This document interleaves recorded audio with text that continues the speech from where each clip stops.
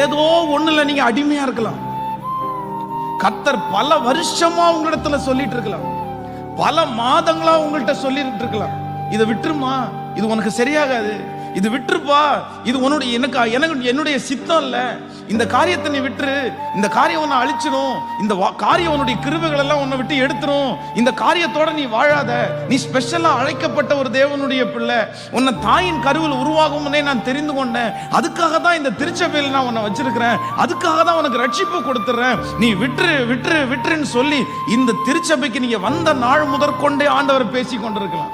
இந்த வருஷம் ஆரம்பத்திலிருந்து கர்த்தர் பேசி கொண்டிருக்கலாம், ஒவ்வொரு மாதமும் கர்த்தர் பேசி கொண்டிருக்கலாம். நீ போகிற காரியத்தில் எல்லாம், செய்யற காரியத்தில் எல்லாம் ஆண்டவர் தோல்வியை கொடுத்து விட சொல்லி இருக்கலாம். ஆண்டவர் உங்களுக்கு உனக்குன்னு குறிக்கப்பட்டிருக்க அந்த டைம் முடிகிறதுக்குள்ள நீ விட்டுரு. அந்த டைம் முடிஞ்சதற்கு பிறகு யாராலையும் அந்த நேரத்தை உன்னுடைய வாழ்க்கையில கொடுக்க முடியாது.